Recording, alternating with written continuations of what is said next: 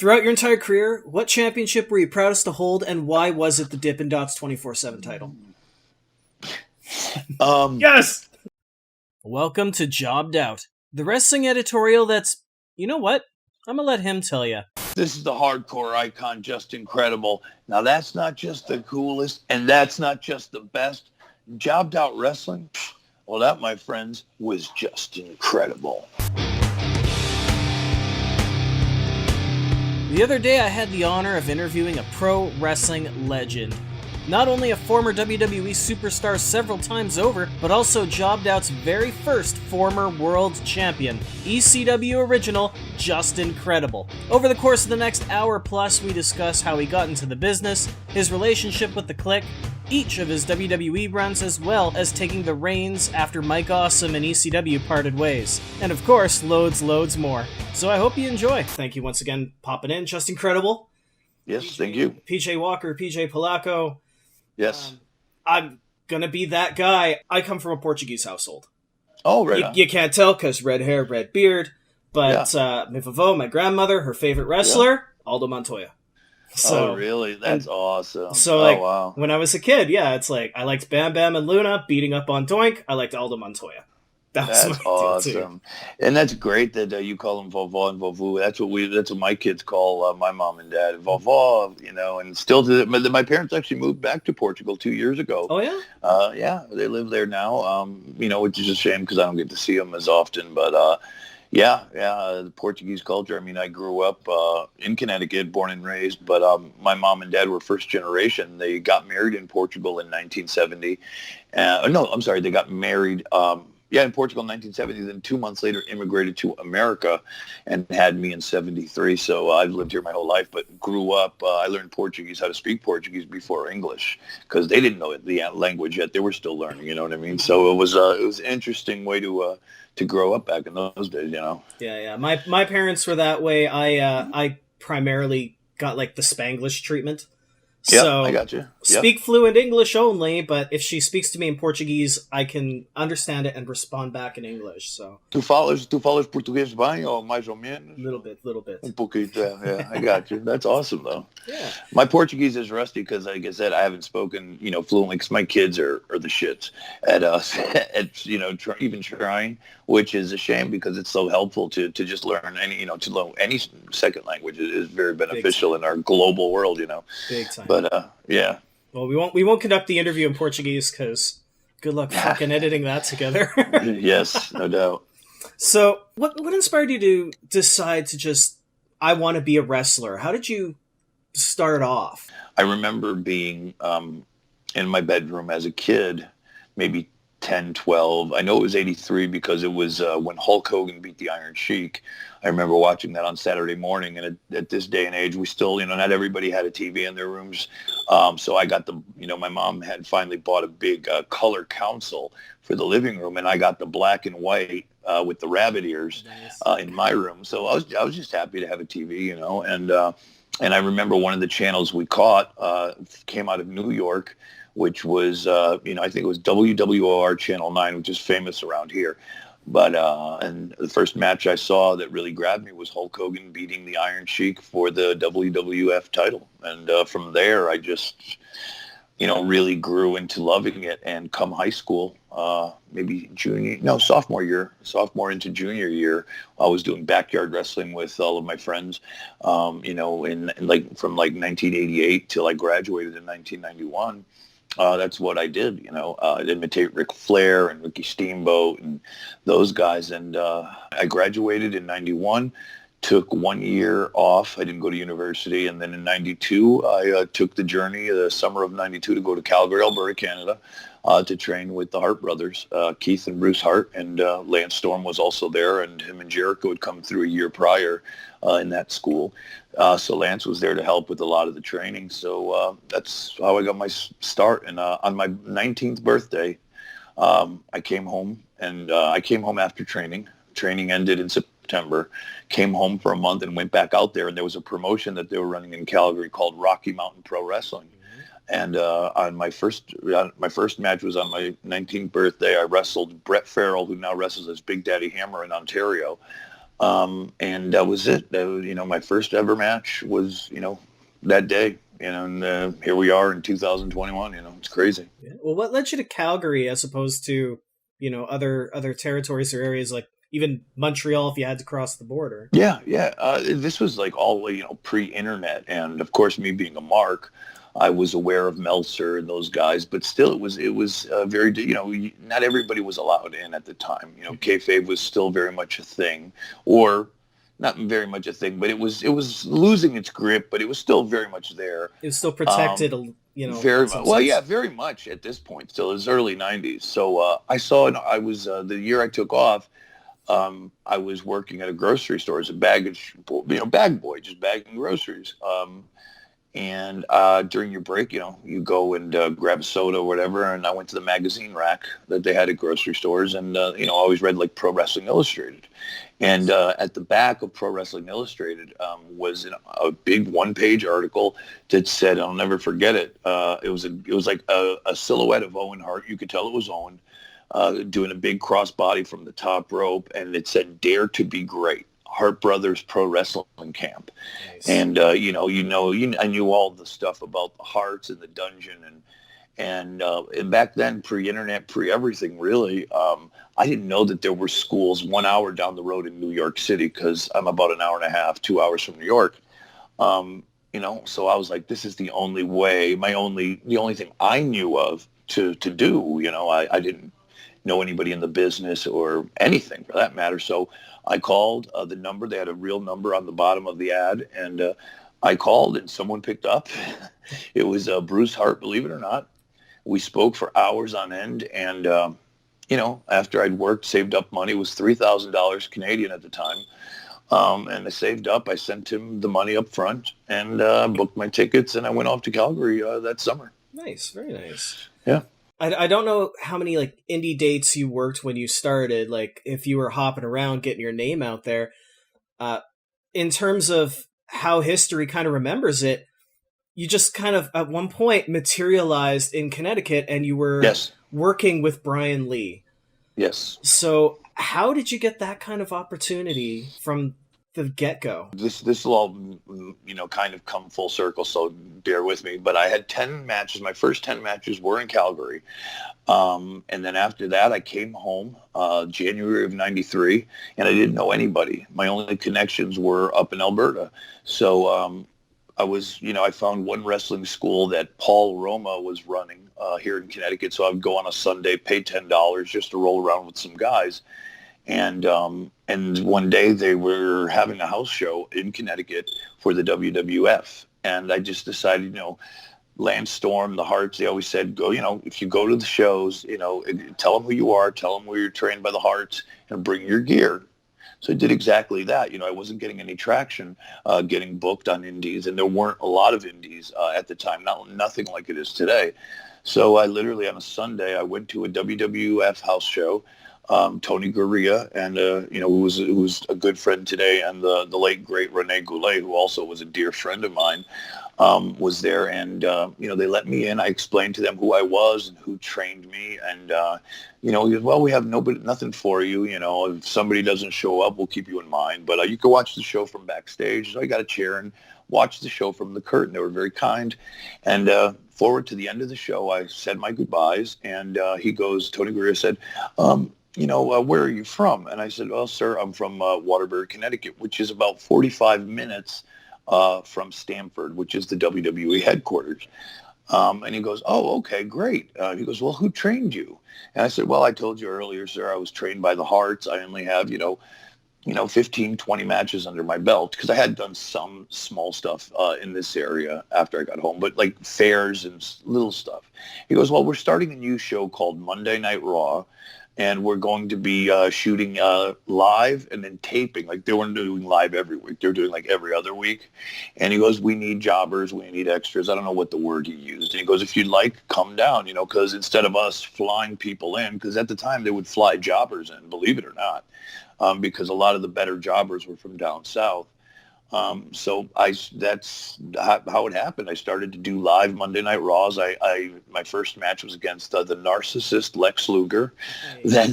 Then the second one was against Yokozuna. and so forth. And then I started to get a bit of a reputation as a good hand in the WWE. And one day, Tony Gurria says, well, we need you to come to the office. I said, for what? Well, you'll see. We'll need you for about a week. So I get to the office, and now there's an office, but for those who don't know, there's an office building on one side of the street. And then on the opposite side, across this little bridge, there's a television studio where they have all their trucks and all the gear for pay-per-views and the rigs and the banners, everything, the rings, anything. So they set up a ring there. This is pre-performance center, obviously. And me, Brian Lee, and Undertaker, we worked out all week for Brian Lee to come in 1994 and work as the fake Undertaker. So after the end of the week, we're just in our gym shorts and T-shirts, whatever, just rolling around doing his, the Taker stuff. On Friday, there was a dress rehearsal with myself, Brian Lee in the ring, Brian Lee in full Taker makeup and gear, Mark, Pat Patterson, and Vince McMahon. So that was the audience of 3, literally 5 people in this cold warehouse, and Brian and I. So we walk through this squash match, entrances and all that they're going to do on television. And I was scheduled to work with Brian on television the following Monday. So Vince wanted to see it. Went out without a hitch. Beautiful, no problems. I was just getting changed. And, in the ring, there weren't no dressing room, just like putting on my shoes and, shirt, whatever. And Pat Patterson comes over and he starts asking me questions. He goes, kid, I've been watching you on TV doing jobs for us. He says, you're pretty good. He goes, who trained you? And I said, the Hearts. And he goes, hey, Vince, this guy trained by the Hearts. And Vince, kind of, okay, cool. Doesn't really say much. So Mark, Taker, and Vince keep talking back and forth. And Pat goes, what nationality are you? I said, I'm Portuguese, sir. He goes, no shit. I go, yes, sir. He goes, hey, Vince, this kid Portuguese, man. I said it just like that. And I'm like, and Vince popped, right? And I'm like, okay, I don't understand why.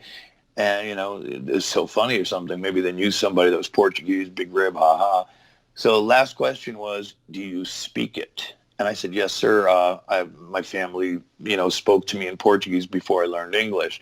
And that was it. And lo and behold, that they were looking for a Portuguese wrestler the entire time to fit the bill. The character was already in place. They just needed a guy to fit the role, like in Hollywood, like a guy to fit the script. So it was really a matter of being in the right place at the right time.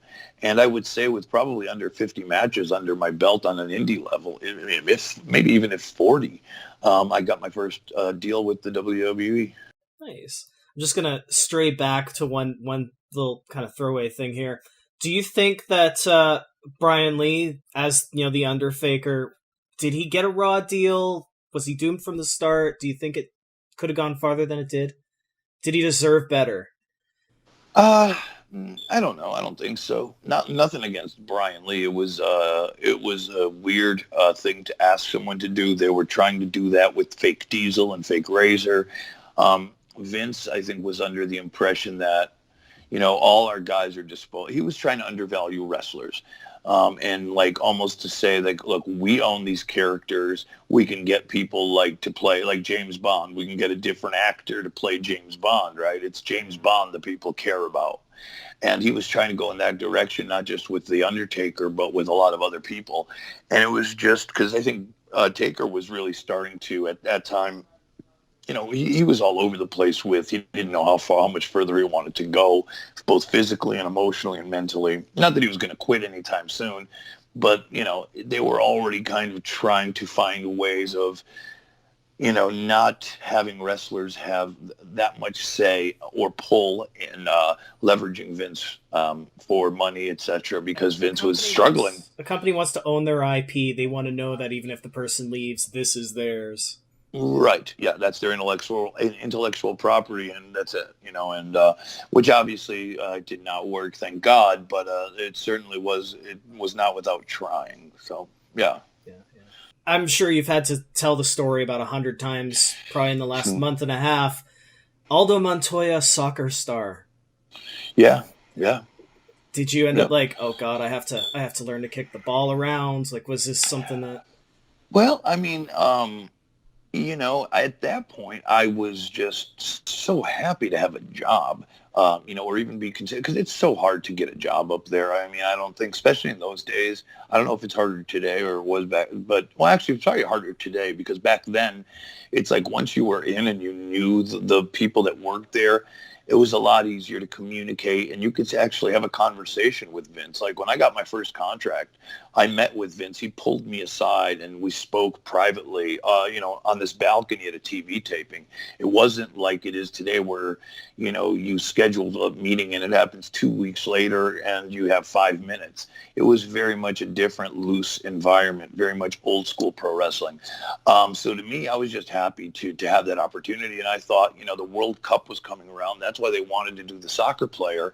And I was like, look, I am really Portuguese and I have played soccer. I played soccer in high school. What am I going to do? Let's try to pull this off. I was very young, right?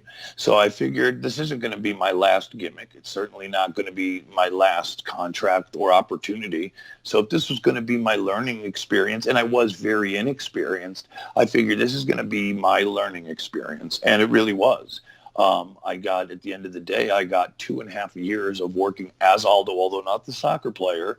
I worked 2.5 years as Aldo, and I got to be on Raw. I got to be on WWF Superstars, WWF Challenge, and other programs. But what I mean by that is I learned to be on live television. I learned to be on pay-per-views. I'd done 2 Rumbles in those 2 years, not to mention In Your House, Survivor Series. So I'm gaining experience that I did not have, nor would I be able to get anywhere else. So by the time I hit ECW, and this is where I honestly think a lot of my success came was, and what Paul saw, it's not like he saw me and said, oh, Eureka, this is going to be the guy because he's so good looking or so great or so energetic and charismatic or, his body, whatever. It was like, this kid's ready for TV because he's been there. He knows how to work with times. He's a true professional. Right. He takes this very seriously. He's young. So I was like, whereas a lot of his wrestlers were never on television before, had never done pay-per-views, didn't know camera angles, how to cut to commercial and go to break, like the little intricacies that you really do need of experience when participating in live television. And I think he saw that and was like, well, we got something here, and then did whatever he could to positively book me and to gain steam. And that, I think, was the core thing that really was attractive to Paul. Yeah, that's something also that's kind of WWE centric, is a lot of people, if they go through a lot of indie feds or other companies and that, they don't know about the hard camera. They don't know how to work towards commercial breaks. So you had a head start because you were already knowledgeable of their system. Yeah it was like doing NXT but in the it's like I was doing it with, what I mean, it was, but you couldn't do that today, and it was a great experience. As Aldo, I got to travel the world, literally work with everyone, and have so much fun doing it and make a lot of money doing it. So it was just a beautiful time in my life, very cool. Well, they hired you because you're a Portuguese-speaking Portuguese person. They had a South American tour coming up. Did you ever utilize it? Did they actually get you out there? All right, take the mic, kid. You got this. Nope. Not a single time? Not a single time. Damn. Not a single time. They never went to Portugal, and something had happened with Brazil, which was in this, obviously the South American market they wanted to go to, and that fell through. So, yeah, that happened, or didn't happen. That's okay. You still benefit. Like I said, you got a few years out of it. You made some insane connections and networking. Of course, your credit is being mentored by Scott Hall really early on. Yeah. So how did this bond with Scott and with the Kliq just come to be? It was one of those things. I believe it was like the first or second. No, it was the first house show tour I was ever on. It was like a 4-day loop: Thursday, Friday, Saturday, Sunday. And then Monday, I believe we had Raw. Maybe not. I don't know. It doesn't matter. But anyways, WWE traditionally, what they do is they fly you to a center point. I believe this one was like Cleveland, Ohio, or Cincinnati, Ohio, and then from there you land. Most of the wrestlers land also at the same airport around the same time, and you rent your car, and then from there you drive. You get a hotel for 3 or 4 nights, and you stay there, and from Cincinnati, let's say you go to Cleveland, Ohio, come back to Cincinnati, then you go to Pitt. You know what I mean? That's your hub. And I didn't know anybody, and I certainly was too young to rent a car. So the first day of the tour, I drove to the arena with Chief Jay Strongbow, Rene Goulet, and Tony Garea. And, I didn't find a problem with it. I was like, cool, they're very nice people. I loved Rene and I loved Tony Garea. Chief was a bit of a weirdo, but that's okay. And Scott comes up to me and goes, who you traveling with, puss? And I knew Scott from back in the day of doing jobs and stuff. I'm like, I'm with Chief Jay Strongbow, Garea, and Goulet. He goes, you're going to have so much heat with the boys, bro. He goes, fuck that. You're coming with me, kid.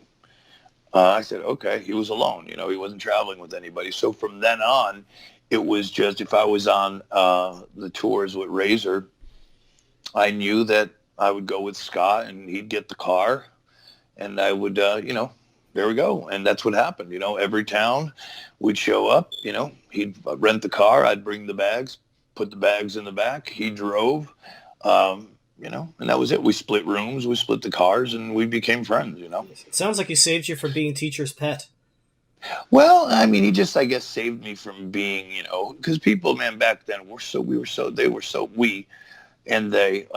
immature and so, like, they saw a young kid coming up, they'd probably be like, oh, something wrong with him, be careful, he's got to be a stooge, or there's something sneaky, right? Like I'm some KGB spy.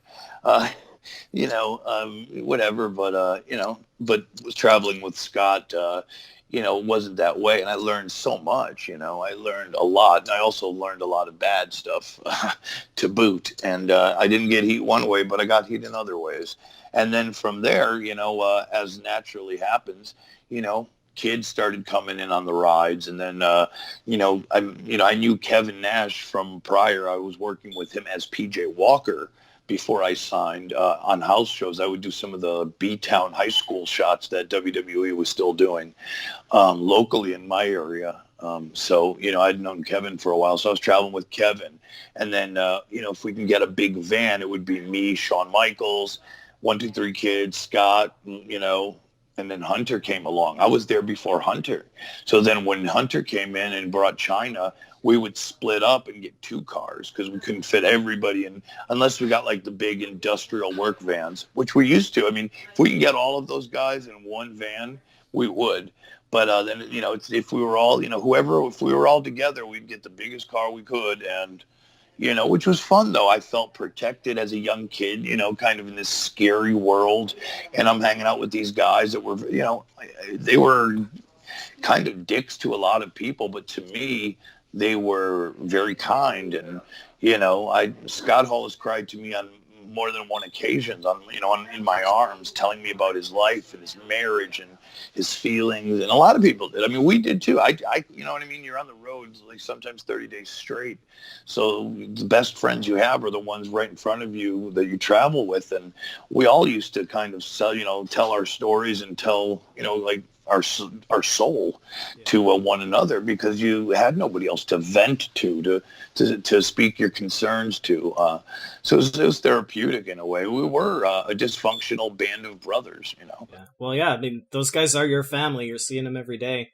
It's good to have that kind of vent, that ability, that bond with people. Razor used to say this to Shawn, which is, it's creepy in a way, but it's very true in a way. He goes, I have more physical contact with you than I do with my own wife. Aww. And it's true, but it was true. Who else is he in the, because he spends 15, 20 minutes in the ring with them every night. This is when they were fighting for the IC title. And people don't realize, regardless of you being a star or not a star, in those days, man, it was so competitive and so, it was really rough out there, man, what we were doing. Being on the road and really working as hard as we were working, and, honestly, the flights, and you had to take stuff to come up for the shows and then take stuff to come down for the shows, because the human body just physically is not meant to do these things. To operate on zero sleep, maybe 1 or 2 hours if you're lucky, then, get a good meal, to try to look good, hit the gym, then, either catch a plane or drive 200 miles to the next town, wrestle, and then repeat. and then repeat again. So you're always running. You always got your bags. You're in a different hotel every night. If you're lucky, you get to stay in the same hotel for 2 or 3 nights, right?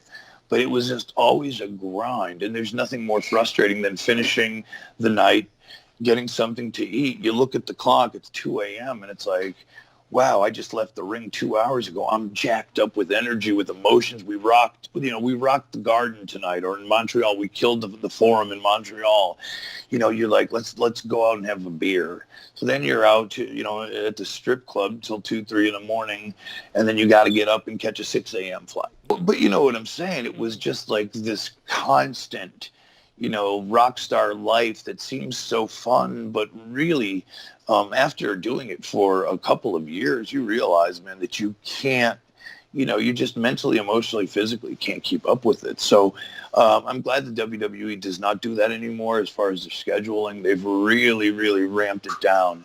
But back then, man, it was full tilt, and we had to do what we had to do to just make it there, to make sure we were just there to be the best performers we could be. Because, like I said, if one of us fell out, if we were too hurt or too tired or sick, you can't call in, bro. So, you really had to do what it took, which, of course, with that came addiction, a lot of death, unfortunately, which is horrible to even say, but it was very true. And just a lot of fallout from those days, Yeah. So a couple years in, you've been alongside the Kliq riding for months and months, doing different towns all the time. Then Scott Hall gives his notice, and Nash follows suit. And the curtain call happens. Obviously everybody knows the story. Kid didn't come out to join them. If he did, he might have lost his job. I was there too. Yeah, would you have hopped out there? Oh no, I was told not to because they couldn't. You know what I mean? It's like if I did, I was done. Yeah, and they would have probably done it just to make a point. And I wasn't that big. I was always like the silent partner of the Kliq. You know what I mean? And that was done for a reason. I didn't, I was always very weird about that. Like I didn't want to be, because there came a price with that, man. You were, you know what I mean? You had a lot of heat with a lot of the boys and some other people. So I tried to just not take that as a political stance. I just tried to kind of use it as, I like these guys. I want to hang out and travel with them. I want to learn from them. But I also don't necessarily dislike who they dislike, and I don't want to be who they are. I want to be me. So, Razor just said, nah, bro, this is bigger than that. They're not going to, fire Hunter. Me and Kev are already gone, and they certainly ain't going to fire Shawn Michaels. So, and you saw what they did to Hunter, Yeah.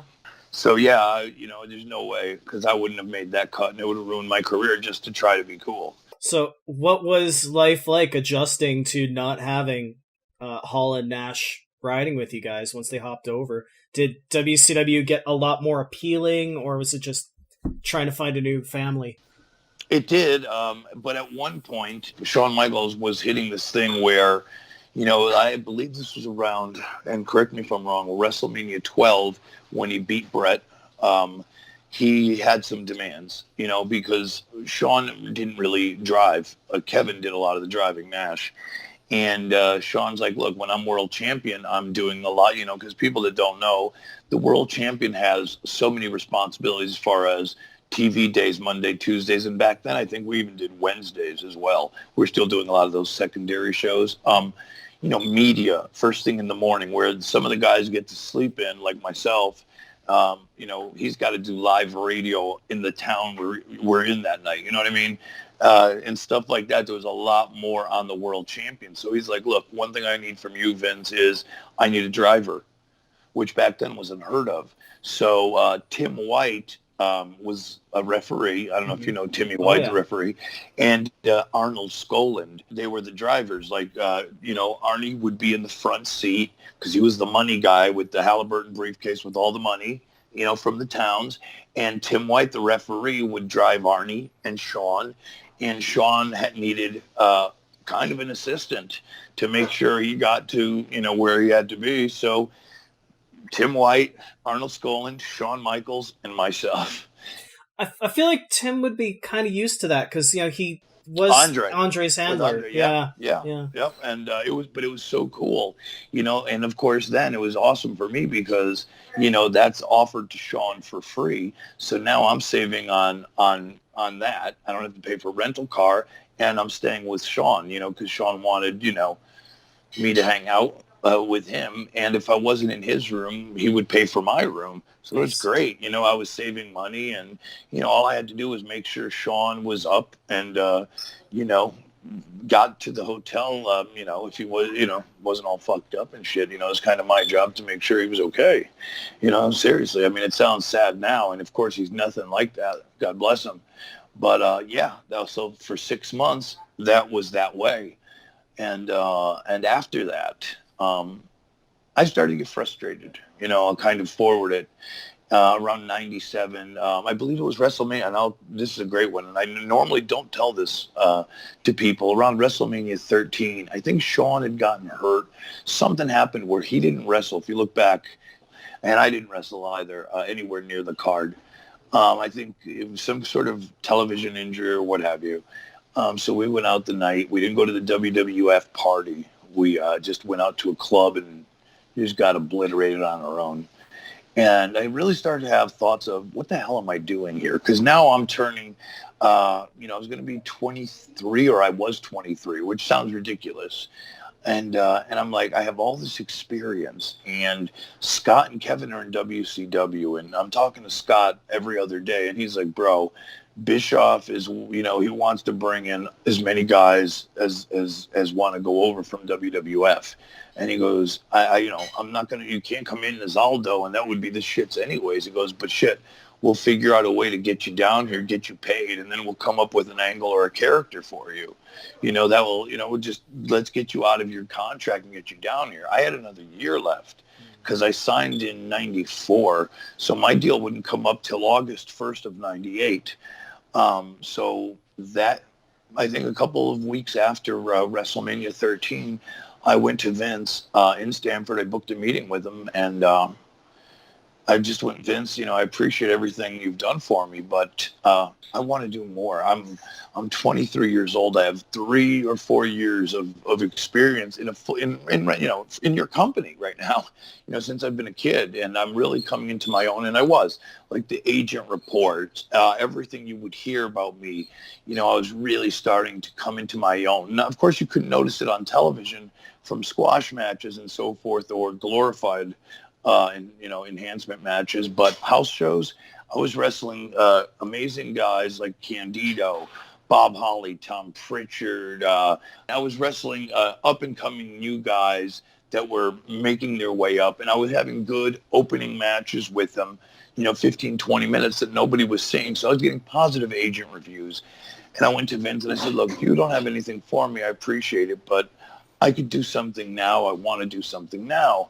And he goes, PJ, I get it. He goes, but I can't have another one of my contracted guys go to WCW. He wasn't worried about the Aldo thing. He was worried just about the perception of another one of his contracted workers jumping ship. There's a rep to worry about when all your names are leaving, yeah. So he goes, what I will do for you is I will send you to Memphis to learn to work as a heel, and then bring you back up, and you'll start on Raw with a new gimmick.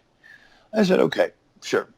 So I go to Memphis. I start doing the PG 187, which is like some like gangster kind of whatever. It was kind of whatever was going on the, in pop culture then, I don't know. I was grasping for, what I mean? Just trying to find something. I did it down there for about 6-7 weeks.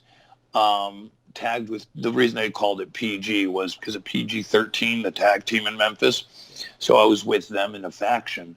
And after about 6-7 weeks, it wasn't working out. I'd done my program with Jerry Lawler. And the last night I was scheduled to be down there, the ECW crew was there doing a promotion versus promotion thing in Memphis, where the ECW guys, Van Dam, Sabu, Heyman, Dreamer, the Dudleys, you know what I mean, all those guys, against Lawler's guys and some WWE guys there. And I was on the quote unquote, air quotes, ECW side. And whatever, we did the show, and I talked to Candido. I'm like, Chris, so what's up? How's this ECW thing? He goes, oh my God. He goes, I'm making great money. And I knew Chris from skipping, Sunny days. We had great matches on the road, so he knew my ability as a performer, and he's like, bro, he goes, I'm helping Paul with the book. I'm helping Paul in the office as far as booking transportation, booking. Basically, Candido was kind of giving Paul money to help pay for the boys and their flights and hotels, and in exchange, he got some power in the book. So he goes, let me talk to Paul, and we'll see if Paul can talk to Vince and work something out. So a couple weeks go by, I hear nothing. I finished up in Memphis. Now I'm back home in Connecticut. And Candido calls me. He's like, yeah, somehow, I don't know how. And I still to this day do not know how. I had about a year left on my contract. And I have this nowhere on paper was this ever seen or disclosed. And I don't even know if it really exists. But somehow Vince gave the rest of my contract over to Heyman. And I went and became a part of ECW, where I showed up sometime in October of 97 as Justin Incredible in Queens, New York on a Friday. And then my debut, I believe, and I'm almost certain, was like second week of October 1997 at the ECW Arena. I beat Jerry Lynn. And that was the start of the character right there. Start of a beautiful rivalry, too. Yeah. You and Jerry, right. My God. He's had some amazing matches. The USWA was pretty much established. Like, okay, they know, WWF guys know that's the feeder. That's the one we'll send people to if they need to train. Or right. Later on, Heartland and then OVW. Were the wrestlers aware that ECW was in this partnership, or was it just kind of like, do we have a deal with them? Are they our feeder territory? Like, how was ECW perceived in the WWF locker room?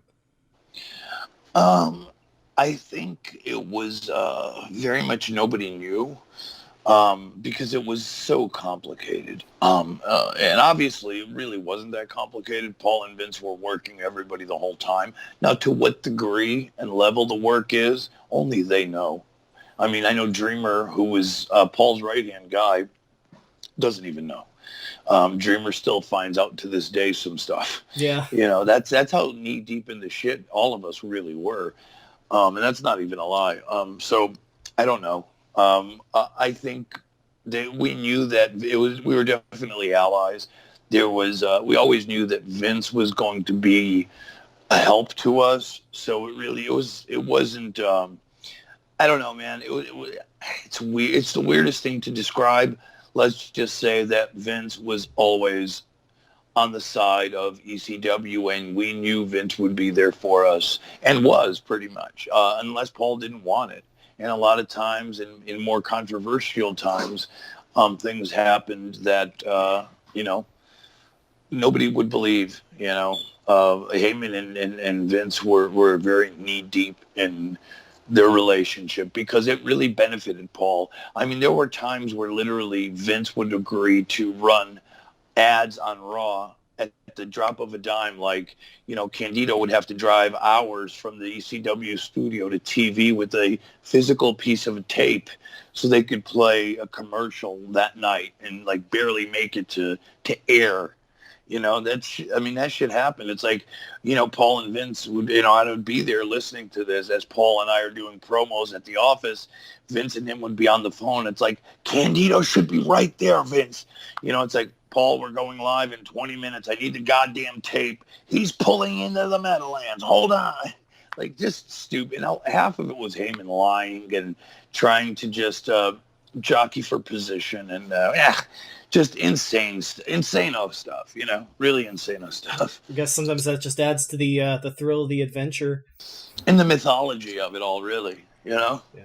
How did the culture of the locker room differ going from the new gen WWF locker room to an ECW locker room? Wow, it was just so, like everybody wanted to help. Everybody wanted to help one another. It was a situation where wrestling, like, it was almost like a dream for wrestlers and like people that it's like almost like Mark Heaven. Paul did something that nobody else had done, is give wrestlers the opportunity to express themselves and also kind of show fans what the business was about, and which nobody really did. Everybody was still very protected about what pro wrestling was and that kayfabe thing. And he was the first one, in my opinion, at least, to embrace like the sheets and to embrace the marks. And I think that's why there was such an amazing loyalty to ECW, because the marks felt in a way, this is half mine. Like somehow I feel like I have ownership to this. And Paul was really one of the first guys to do that. So I think that had a lot to do with it. And nobody really talks about it too much, but it was, again, his part of his genius. Like, ECW was as much a part of the fans and than anything else. Like, we couldn't have done it without that particular ECW arena and the individuals in it, and they knew that too. Like, the fans knew, like, we're going into this TV taping and we got to show out. Like, we're really going to show out and cheer hard and work. You know what I mean? It was so like nothing I've ever seen before. That's that's got to re-energize, especially because, like you said, you were starting to kind of come to your wits' end, and all of a sudden you have this guy who gives you that kind of energy, that excitement, and you brought up ownership. So I do got to ask, you made your debut alongside Jason Knight. You had your matches with Jerry Lynn, Great Sasuke, Paul Diamond. Yep. Yep. How much control did you have over Just Incredible? Like, was this your idea? Was it handed to you and you ran with it? It was not my idea. The look was, the wrestling was, the name was not. I don't know if you remember Bilvis Wesley. Yep. He had an Elvis gimmick. Do you remember him? Yeah, I do. Okay, he was with ECW for a very long time, even before he ever stepped foot in front of a camera. He was ring crew. He helped with merchandise. He was a big time, helper in ECW, and I don't mean that in a derogatory way or in a way to, not, he was very important to ECW, but not very well known. And I guess one time around 97, obviously before I got there, he was driving down to the Jersey Shore. That's where he's from, is New Jersey. And he saw a big sign on a pickup truck, on the back of a pickup truck. It said, Just Incredible, like the name, Just Incredible. Something else, like maybe some little cheap slogan, but it spelled it out like how I use it, the name. And he thought it was fantastic, and he pitched it to Paul. And Paul thought it was great, but he felt that it didn't... that it wasn't him. It wasn't like, I don't see you in this character. He goes, but I know someone that does fit that. And he goes, I'll pay you $500 cash if I could use it and own that name. Bill, of course, Paul drew up a piece of paper. His father and mother are lawyers. And Bill signed it over, got paid $500, and then I became Just Incredible. So nor was it mine nor Heyman's, the name itself, So that's an interesting little side note, but everything else was really me, as far as attitude. Like, I tried to be a mix of Ric Flair, Scott Hall, and Shawn Michaels. That's the best way I could say it. And of course, I'm not nearly half as good as any of those people I just met, but in my mind, that's how I wanted to work. I wanted to have that little machismo, that little bit of Shawn, and of course, everybody wants to be the Nage. Yeah. So the X factor among all three of them is that whether or not they're as good as they say, they believe they're as good as they say, and that arrogance is what kind of does it. Yep, absolutely. So, ECW offered me, and many others, I'm not the only one, the opportunity to really learn to explore, like in the WWF, WWE / whatever.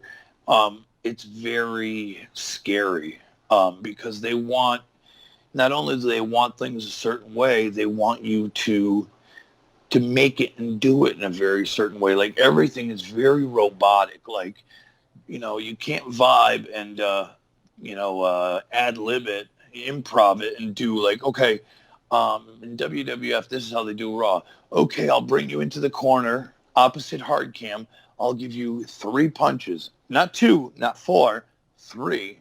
then I'll shoot you to this side, and then in wrestling, dude, we just went for it. A lot of, you know what I mean? The way I worked and the way Terry Funk worked, the way that Ric Flair worked, the way that the greats worked was improvisational performances, because you can't create magic on a scripted platform. You just can't. Not in the way that it has been done before. If you name some of the great matches in any generation, and if I know them and have studied them, I will explain to you how and why it was an improv and what made it so great, because every night you get a different group of fans, a different audience. If I'm wrestling and this was one of the great things that a lot of people don't know about ECW.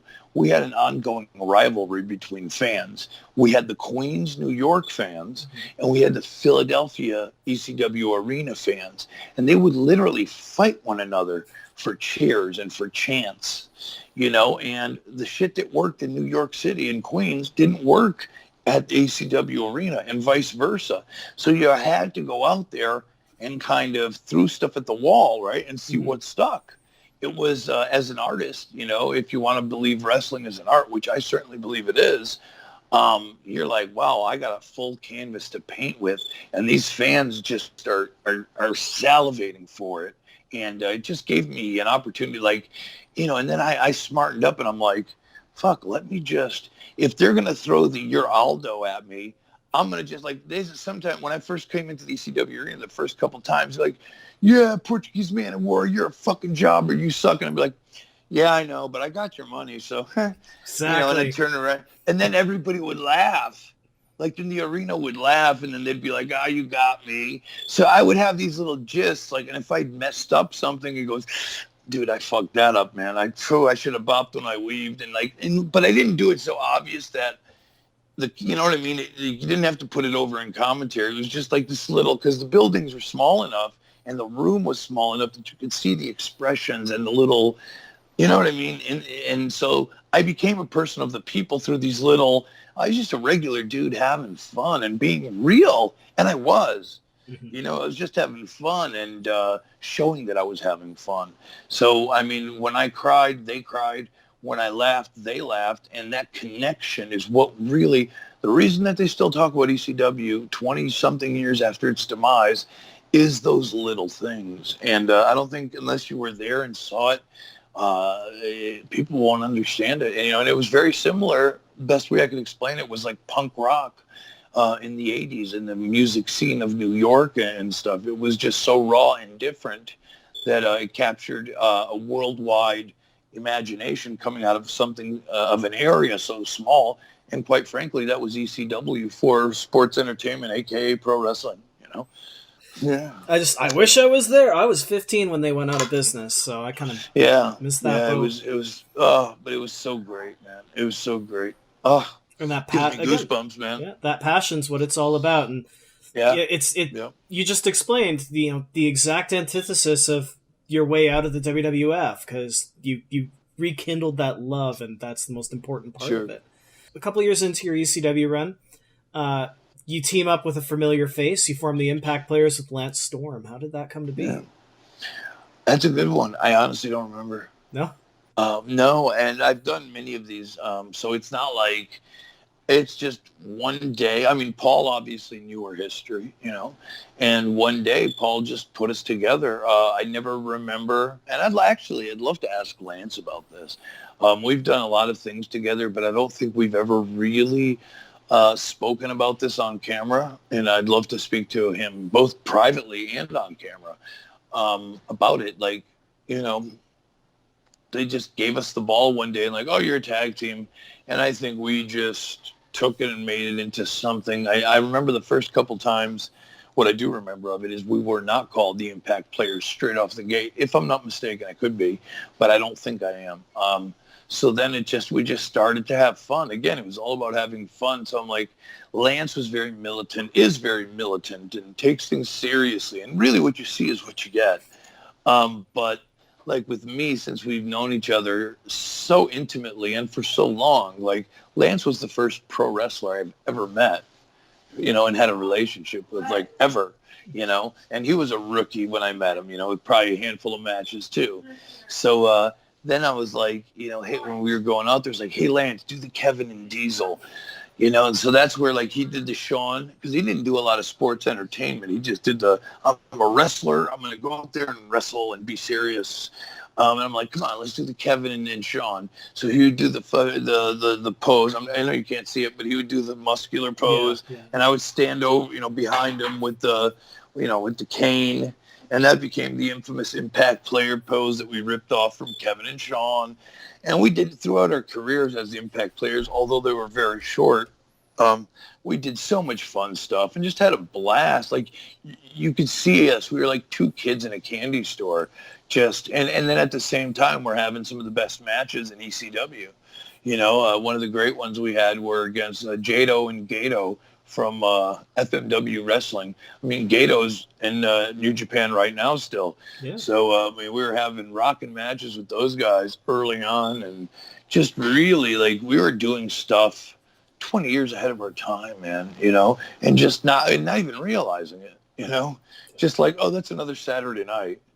I just wish that we'd have had the platform we do today. Oh, my God. It would have been awesome. So your coronation, so to speak, the moment that like ECW handed you the ball, made you the top guy, stemmed from Mike Awesome signing with WCW.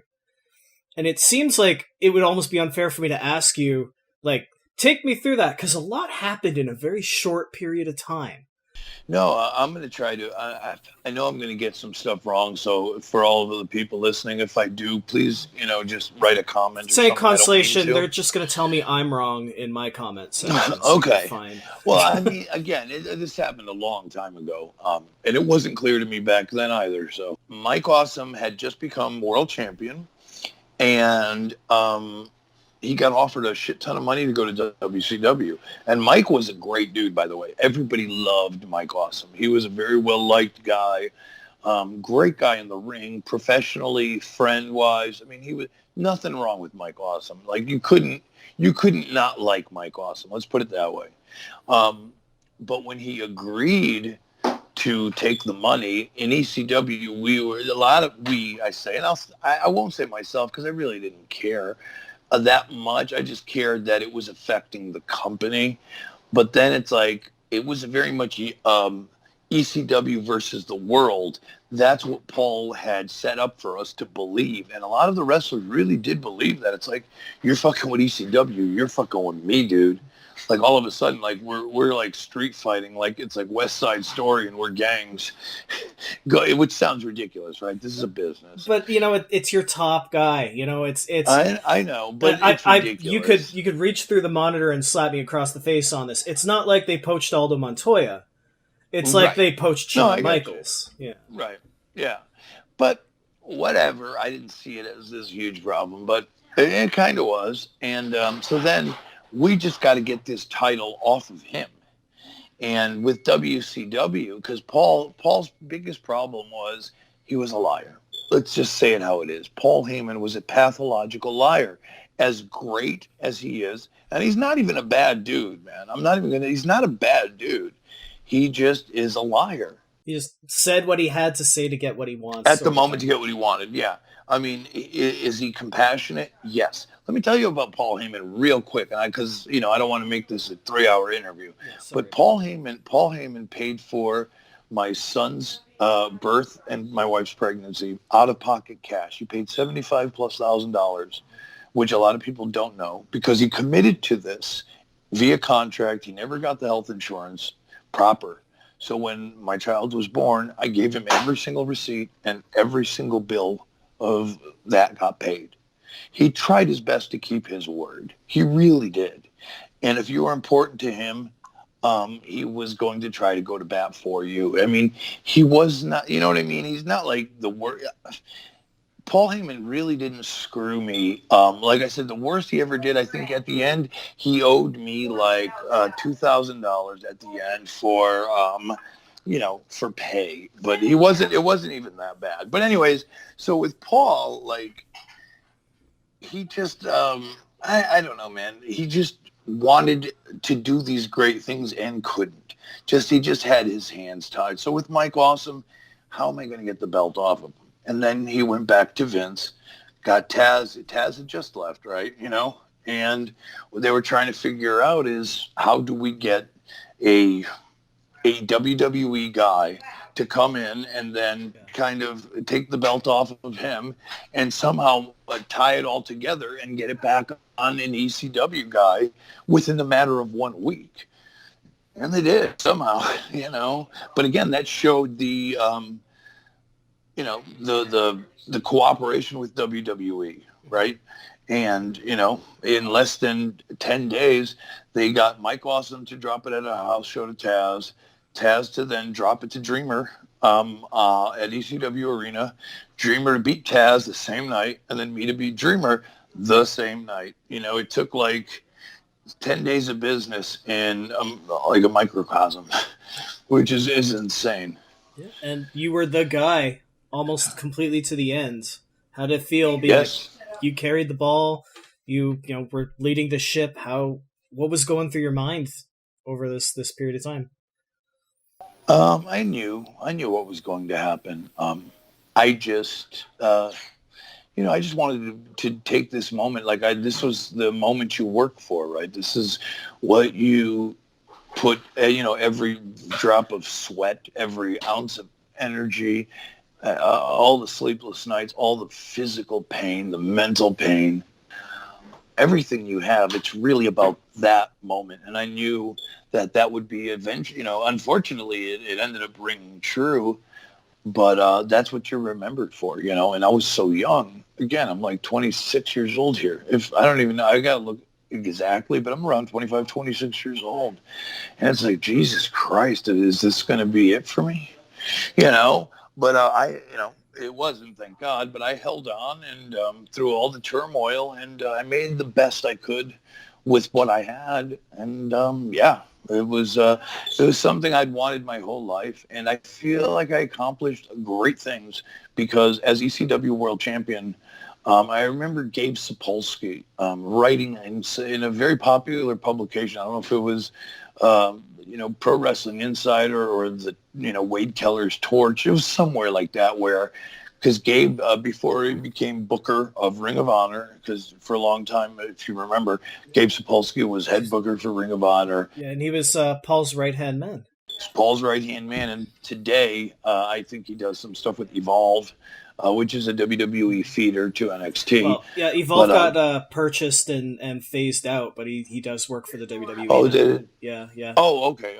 Long story short, it was like, and this is a quote, and you can look online, and this is all not me saying it, Justin Incredible's run as ECW champion, not just television and pay-per-views, house shows, right? Every single house show had the best string of matches than any other ECW world champion before or after.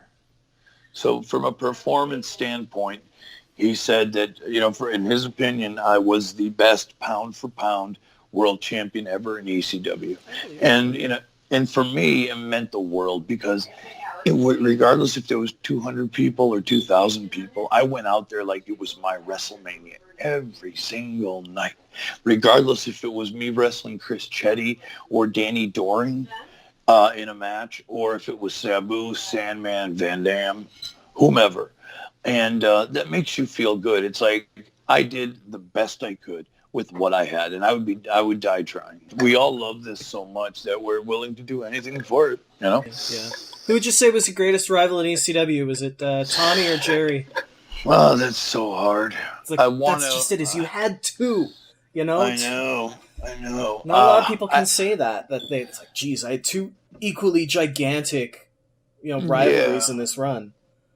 I would say pound for pound, Jerry Lynn, definitely.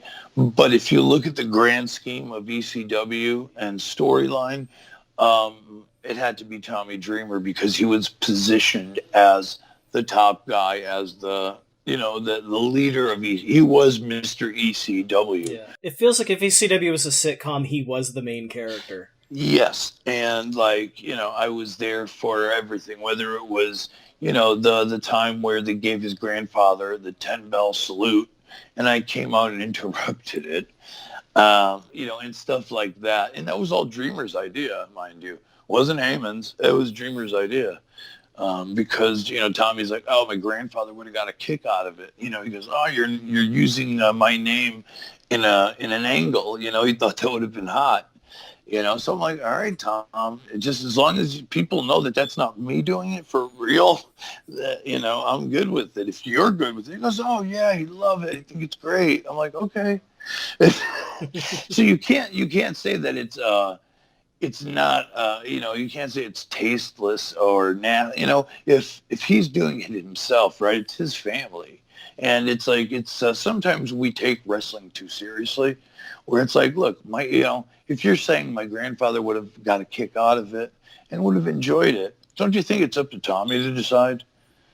You know what I mean? That's a fair point, yeah. It's like if I said, go ahead and make fun of my wife or my son, I'm saying it, like, they'll get a kick out of it. They'll think it's funny. They know it's not real. Then where's the harm? We forget, like, we try to police this as being real, but in reality, it really is entertainment. So if you guys want to take the entertainment route, then it's no different than writing an entertainment piece. And, you can't get mad for murdering someone on a show. It's a movie. It's a show. You're not really murdering that person, nor am I really, trying to disrespect anybody's grandfather. So you know what I mean? Yeah, it's like we got to stop taking ourselves so seriously. And he gave you the okay. That's of course. That's the ultimate factor on that. Yeah. If he had said, "Listen, this is important to me. Don't do it," that's a completely different story. I would have never done anything like that. Never. WCW goes under. You have your chance to go back to the WWF. You traded the Grin Spoon theme for Uncle Cracker. I'm sorry. It wasn't my choice. Yeah. What was pitched to you when you came back? Because they obviously, and they might have, and it would blow my mind if they did. Hey, we want you to be Aldo again. No, they put you together with X-Pac and with Matt Bloom. The pitch was simple. I mean, they just wanted me to be a tag team with X-Pac. And, being that we were friends, right, for a long time, call it the Kliq, call it whatever you will, I was just like, dude, X-Pac, if you remember at the time, this was coming probably on the heels of DX, probably 6 months after DX had parted ways. And he had so much heat, right? And anytime he wrestled, you would always hear, X-Pac, remember that? Yeah. Like everywhere. I feel like the term X-Pac heat was really unfair to him, because it was. He was nowhere near like this go away, we don't want to see you kind of guy. But man, did they ever treat him like they just didn't want him on their TVs. Yeah, and that was a bigger problem in wrestling, because it's like he didn't. I mean, what are you going to do, right? I think the people were just, there was so many, and this was really one of the first times where wrestling and social media started to rear its ugly head, right? It's all kind of starting to come to understanding, like fans are starting to understand the power of social media. They're starting to see like, oh, this is what it can be, and starting to see like, how to use it and manipulate it. Does that make sense? You know what I mean? This is like the beginning of the modern era, because none of this existed 10 years prior to 2002. So, no, I mean, look, I just knew that he's money. And to put us as a tag team, like I said, we had the connection of being friends for real and for running with the same guys. And X-Pac is X-Pac. He was money from day one. Why not do, like, the company was so heavy on talent. Like, literally, WCW just went out of business. ECW just went out of business. Minus the WWE, everyone in the United States of America got fired from WCW, got fired from ECW. So, I was like one of the few guys that was blessed enough to have a full-time job after all of the fallout, right? So I was happier than a pig in shit.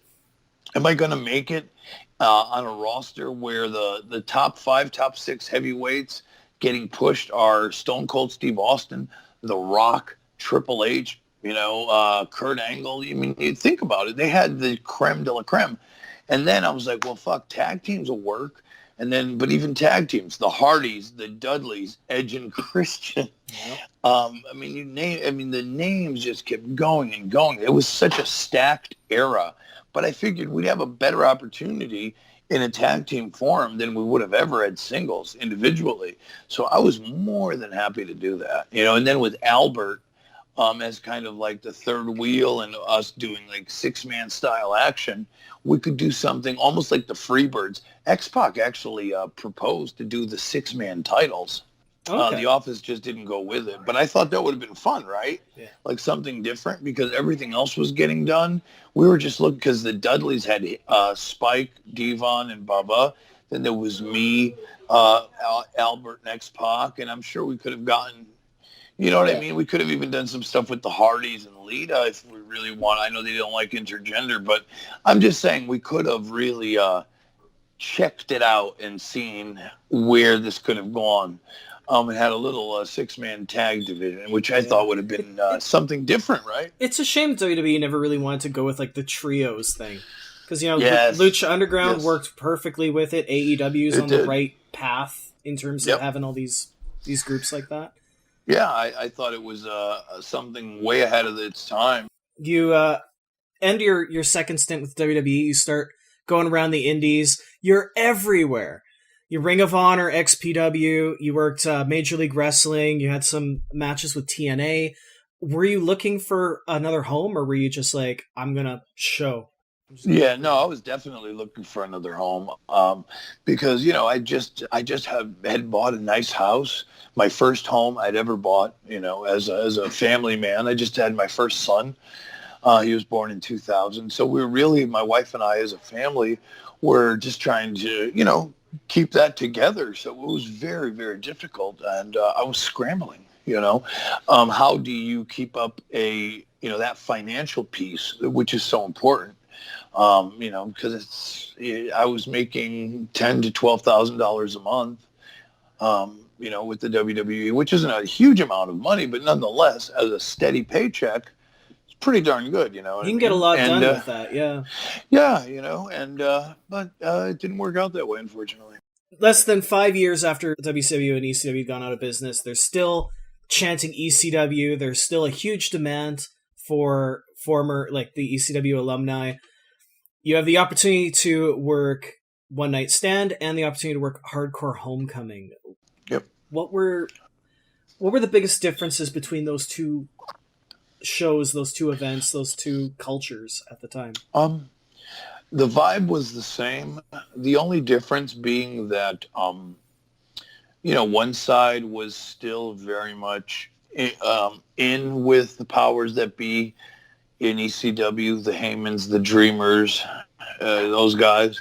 And then there were the other guys that were not on the ends with Heyman, which was, the Shane Douglas, Todd Gordon, the New Jacks, and stuff like that. So it really became like who's in with Heyman and who's not, because whoever's not in with Heyman is done, right? That's going to be related to Vince, and who is in with Heyman also going to be related to Vince. Like I got the call from Dreamer early on, and really that's how it was.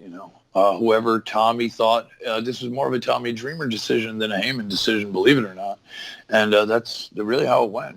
Very cut and dry, to be honest. Okay, that's fair. So you were one of the founding members of the roster of Wrestling Society X. Yes. Don't hear many people talk about their time there, how they were approached, what their opinions of the Fed were, because they didn't have a very long run and they got canceled before season 1 even ended. Yeah. What was your experience getting into Wrestling Society X? What was promised to you? Yeah, it was. I believe the way I got in was I had done some work with XPW around 2002, 2003, and it was the same producers, right, that were doing XPW that got the contract from MTV and their people. And, they just tried to throw something together, right, because there was a need for pro wrestling at that time. It had been a couple of years, and people were scrambling to kind of try to find pro wrestling, entertain. What is the word? Pro wrestling content on their networks, and not having much luck. So it was just kind of a let's throw a Hail Mary. They had it all kind of figured out. They promised the world, but obviously it was just not. The research wasn't done. The groundwork wasn't done, and like many other things, I think the people up top got paid, and it never trickled down. And it was a shit show from day one, bro. That's a shame. Yeah, it is a shame. It is a shame. It's like even it really is. I want to say it's like, well, the formula got figured out because Lucha Underground was basically the spiritual successor, but then they had their problems too. It's just, man, it's really weird because it shouldn't be that hard. It really shouldn't. It should just be, hey, man, we're pro wrestlers. We're in the game of pro wrestling and producing pro wrestling. And somehow they just can't get to agreement of simple stuff. And that's always been what dogs pro wrestling is. So much bullshit that goes around and goes with it that, it affects people in ways like you can't even understand. It gets tiresome. It really does. And I can't even explain it. Like people, I know I'm being very unclear about what I mean, but it's exhausting because pro wrestling could be a beautiful thing and a quite an affordable way to provide entertainment and content.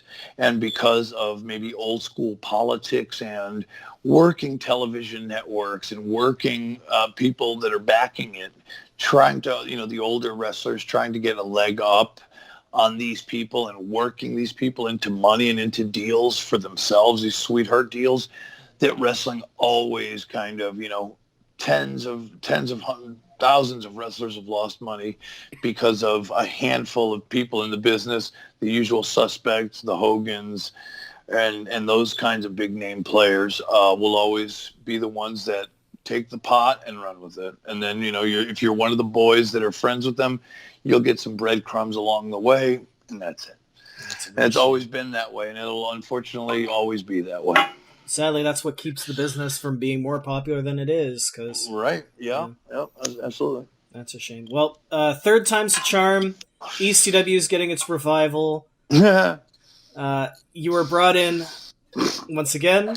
I feel like they had to have let you know ahead of time, like, we're probably just going to have you kind of be the vet to lead these newer guys in, because they didn't treat you like, by the way, he's an ECW champion, guys, he's serious business. They had you get your ass handed to you by Kurt Angle, but sorry.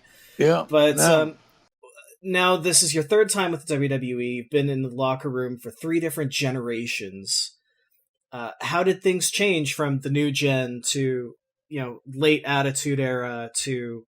Dude, I don't know, man. They just never properly made that connection. Like there was never a bridge to gap all of that. It almost just, I don't know, it just seemed like they, ECW really effectively closed its doors, at the end of, end of 2000, early 2001 was the last official pay-per-view, and they never officially bridged the gap. And after WWE fiasco with the first One Night Stand was a great and glorious event, and it really represented what ECW was. But then from there, a couple of shows, CM Punk debuts, okay, we have some promise, and then it just went off the rails.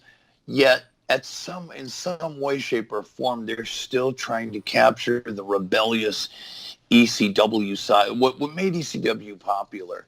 And they didn't realize what really made ECW popular and viable as any kind of television programming. It was, if Vince really wanted it to succeed, it was the music. God forbid you get some licenses to real songs, right? Because ECW, if you really look back at it, was a lot about the hardcore music, whether it was hip-hop, rock and roll, techno, heavy metal. You know what I'm talking about, vignettes, those promos. If it wasn't for you, I never would have heard of Prong or Grin Spoon. Right, me neither.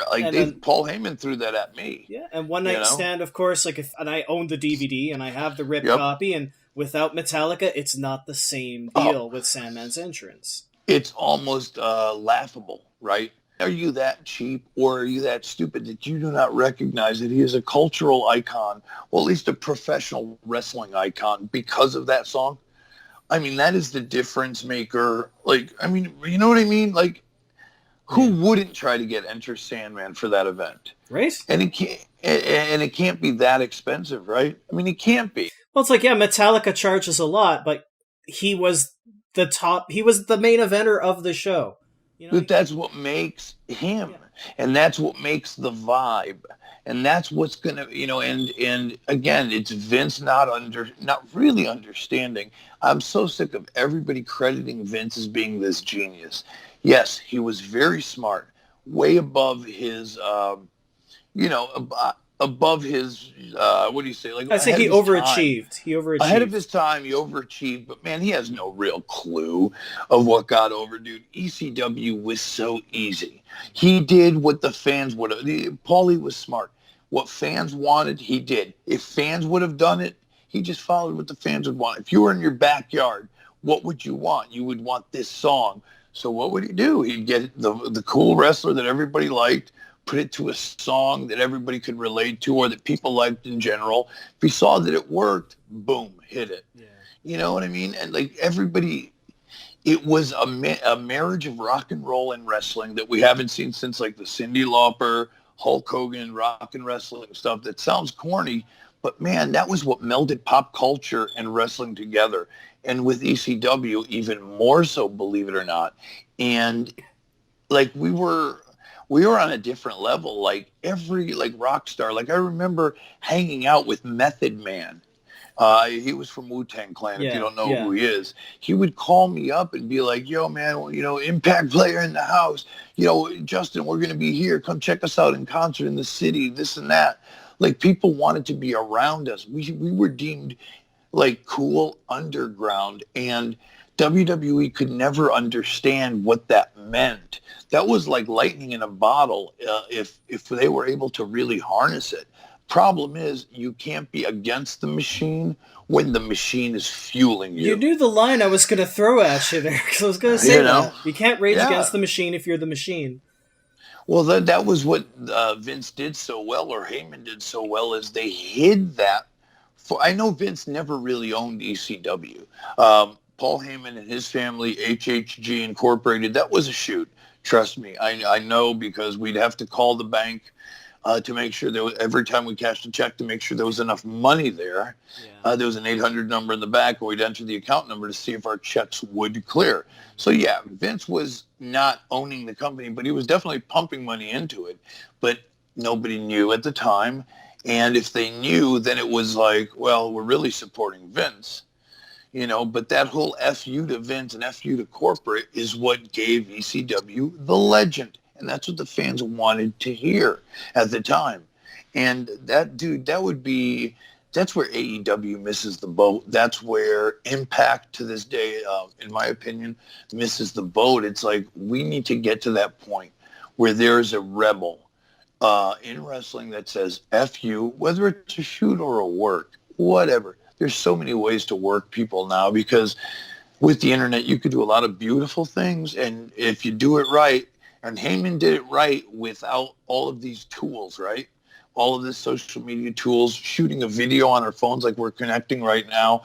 You can connect to millions of people if you have content that people want to see and hear. So, man, if somebody wanted to do something, we just have to find out what is it that they want and how do we give it to them. I had written this one down. If you looked at the cheat sheet, I'm sure it made you roll your eyes, and if it didn't, sorry, but throughout your entire career, what championship were you proudest to hold, and why was it the Dippin' Dots 24/7 title? Yes! Goodness. Obviously, the proudest was the ECW World title. And again, it's not like, look, you don't win anything. I never beat anybody for any title. And I think any wrestler will say the same thing. But what it meant to me and why it was so special was it's like Paul Heyman giving me the bow that says, look, you are the best guy I have. I trust you to close the show every night, to carry the pay-per-views if you need to. You know what I mean? You're the guy that I could trust to make the appearances, to do the promo work, the media rounds. It's like you're the guy that's going to carry this company for the time being, and that meant a lot. I think for any professional, it's kind of saying, look, we trust you as an individual, as a performer, as a businessman, to represent ECW to the fullest. And to me, ECW for the past 20 plus, maybe 30 years has been at least top 5 of the coolest promotions in the world. And after all this time, we're still here talking about it.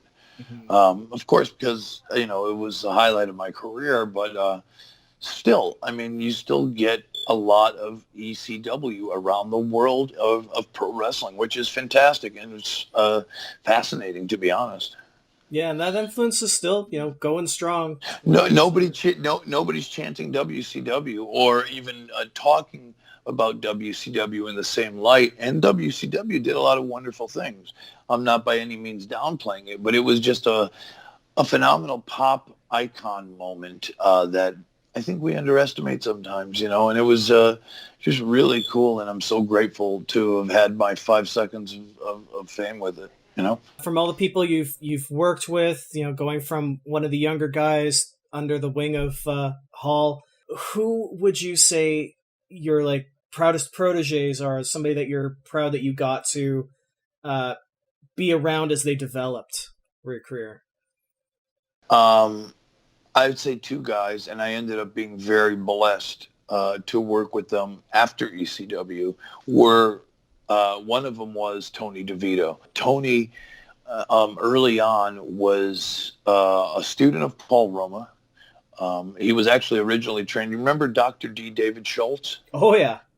Okay, Tony was originally trained by Dr. D. David Schultz. And how strong was his slap? I don't know. But stronger than I want to feel, that's for sure. But that was his original trainer, and then he did some additional training with Paul Roma from WWE Young Stallions fame, and of course later on the Four Horsemen. And another guy, which a lot of people don't know, was H.C. Loke, who is from Rochester, New York. He did ring crew and refereeing in ECW, and he went on to be a pretty big tag team wrestler in the early days of Ring of Honor with Tony DeVito and myself. I remember after everything kind of the dust settled with the WWE, I went to Ring of Honor, and I was there for, in the early stages of ROH, and I teamed with H.C. Loke and DeVito as the Carnage crew. And remember Masada, the wrestler Masada does the hardcore stuff. He was one of our guys in our little faction there. So definitely H.C. Loke. I mean, the stuff he has done. He's in his mid-40s now and still very active and doing really well up in the upstate New York area. Sleeping in the ring crew truck, just the sacrifices that him and DeVito made. And to this day, H.C. Loke is so kind to me and treats me well. Like, he's helped me on a personal level, and those guys are like real friends that never forgot the little things that we did as a family to help him, my wife included, because my wife actually ran merchandise for ECW from 97 till close. A lot of people don't know that. She made all the towns, set it up, tore it down, counted the inventory, took the money. She had a very integral part in the merchandising, and anyways, so we certainly helped the DeVito and Loke family, and they're some of the most wonderful guys in the world, and we truly had a family there in ECW, which is probably, even though this wasn't part of the question, something I miss the most. So people know they can follow you on Twitter at PJ Polaco. Yeah, real quick, guys, if you want, like you said, follow me on Twitter at PJ Polaco, as well on Instagram at PJ Polaco. And I have 2 quick plugs. I have over 20 T-shirts on ProWrestlingTees.com/Just Incredible. Some really cool retro ECW T-shirts and some new ones. I even have a couple of Aldos. Very cool. And this new company I'm working with, called theindyconnection.com. I have 2 shirts there. One is really cool. It's like a half Justin, half Aldo t-shirt, which is dope. So go check that out, and you'll find everything you need on my Twitter page. Once again, at PJ Polacco. Thank you so much, obviously, for coming to do this. And yes. I'm going to steal your line for a sec, but holy crap, this thing was just incredible. And there you have it. A huge thank you to PJ Polacco from myself, the Obrigado por mi vovô, for sitting down for nearly 2 hours with me.